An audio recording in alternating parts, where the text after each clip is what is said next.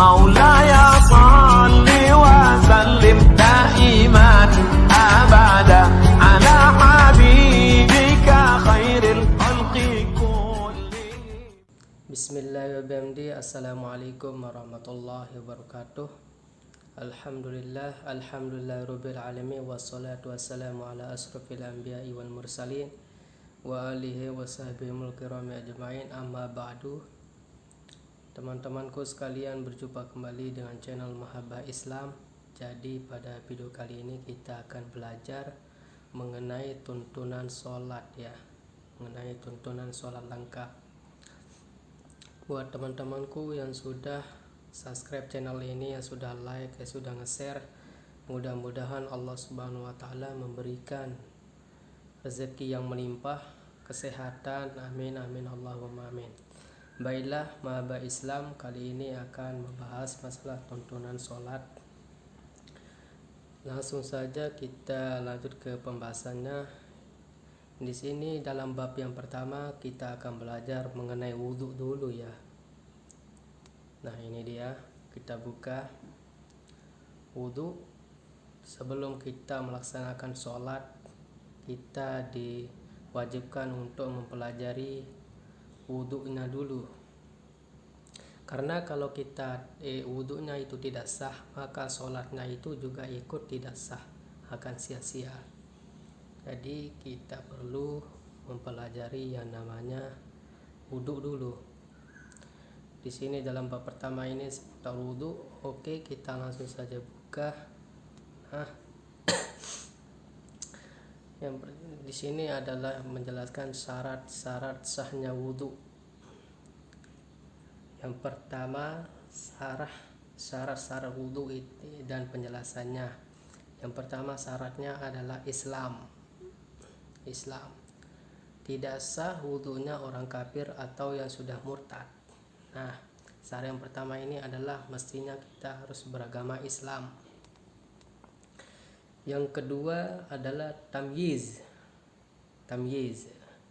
Yang dimaksud dengan tamyiz adalah seseorang yang memahami daripada percakapan atau bisa makan sendiri, minum sendiri, dan membersihkan buang hajat sendiri, atau bisa membedakan antara kanan dan kiri, atau juga bisa membedakan antara kurma dan bara api. Nah, tamyiz ini lebih simpelnya, tamyiz ini adalah bisa membedakan mana yang baik dan mana yang buruk. Itu namanya tamyiz. Yang ketiga adalah bersih dari haid dan nifas. Haid adalah, di sini dijelaskan, haid adalah darah yang keluar pada waktu tertentu bagi setiap wanita yang sudah dewasa. Sedangkan nifas adalah darah yang keluar setelah melahirkan. Nah, ini syaratnya berwudu. Ini syarat-syarat daripada berwudu, melakukan wudu. Syarat sahnya berwudu. Yang keempat adalah tidak adanya sesuatu pun yang mencegah sampainya air ke kulit anggota wudu, yaitu bersihnya kulit anggota wudu dari semisal cat atau kotoran-kotoran lain yang menempel di kulit sehingga air tidak bisa masuk. Nah, jadi syarat sahnya wudu ini itu di anggota wudu kita itu tidak ada cat, tidak ada yang menghalangi perban atau segala macam. Itu tidak ada yang mencegah airnya itu untuk mengalir. Oke, kita lanjut yang kelima. Tidak ada sesuatu pun di anggota wudu yang bisa merubah air. Nah, yaitu bersihnya anggota wudu yang bisa merubah air dan mencabut nama air tersebut. Contohnya seperti tinta dan za'faron yang banyak. Nah, yang keenam, syarat sahnya wudu itu mengetahui kefarduan atau kewajiban daripada wudu tersebut. Seseorang yang wudu harus mengetahui bahwasanya hukum daripada fardu adalah fardu, Jika ia meyakini bahwa wudhu hukumnya adalah sunnah, maka tidak sah wudhunya. Nah teman-teman, ini yang perlu diperhatikan. Jadi kita harus tahu rukunnya wudhu atau fardunya wudhu itu ada berapa. Kan ada 6. Fardunya wudhu itu ada 6. Jadi selain daripada yang 6 itu berarti sunnah. Misalkan memasukkan air ke hidung itu sunnah, memasukkan air ke mulut itu sunnah, memasukkan air ke telinga itu sunnah. Jadi harus bisa membedakan mana yang sunnah dan mana yang wajib. Wajib kan itu ada 6. Sudah dijelaskan pada video yang sebelumnya. Yang ketujuh, syarat sahnya wudhu itu tidak meyakini kefarduan atau kewajiban daripada rukun-rukun wudhu adalah sunnah. Nah ini yang saya bilang tadi, seseorang yang wudhu tidak boleh meyakini rukun-rukun wudhu memiliki hukum sunnah. Semisal dia meyakini bahwasanya membasuh kedua tangan sampai siku-siku adalah sunnah. Nah kita harus benar-benar bisa membedakan mana rukun dan mana yang sunnah. Rukunnya itu kan ada 6. Berarti selain daripada 6 itu maka hukumnya sunnah.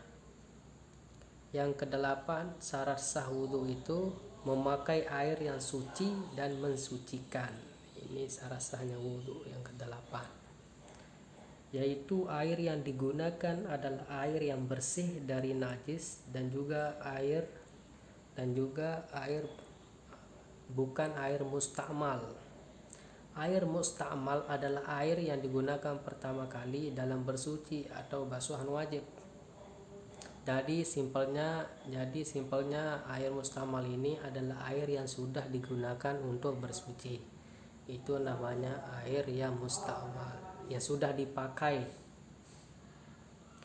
Yang ke-9, sahnya wudhu adalah masuknya waktu. Nah, seseorang yang terus-menerus mengeluarkan najis atau anyang-anyang beser, maka wudhunya harus masuk waktu sholat. Di luar sholat tidak sah. Nah, ini kalau ada uzur. Bagi orang yang ada uzur, ada misalnya seperti ini, mudah-mudahan tidak ada ya teman-teman. Yang ke-10, syarat sahnya wudhu adalah mualah. Apa yang dimaksud dengan mualah? Mualah adalah tanpa adanya jeda waktu antara setiap basuhan wudhu dan sholat bagi yang selalu hadas. Jadi setelah melaksanakan wudhu diharuskan langsung melaksanakan sholat.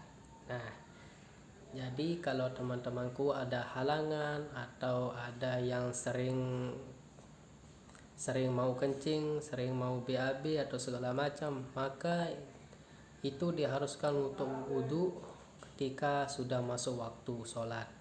Nah, jadi takutnya nanti kalau kita wudhu dari sekarang, ini belum waktu sholat, jadi takutnya nanti wudhunya akan batal.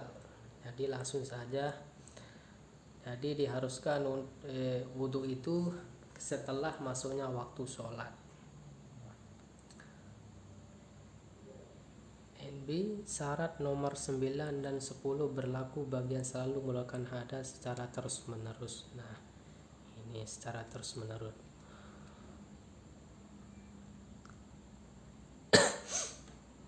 Oke, teman-temanku, sampai di sini video pertemuan kali ini. Nanti video selanjutnya kita akan membahas masalah fardu wudhu. Oke, mudah-mudahan bisa bermanfaat. Dan teman-temanku yang belum paham, silakan komen di kolom komentar. Dan jangan lupa, yang paling penting jangan lupa klik like, komen, dan subscribe Mahabbah Islam ya. Wallahul muwaffiq wal hadi ila sabilir rasyad. Assalamualaikum warahmatullahi wabarakatuh.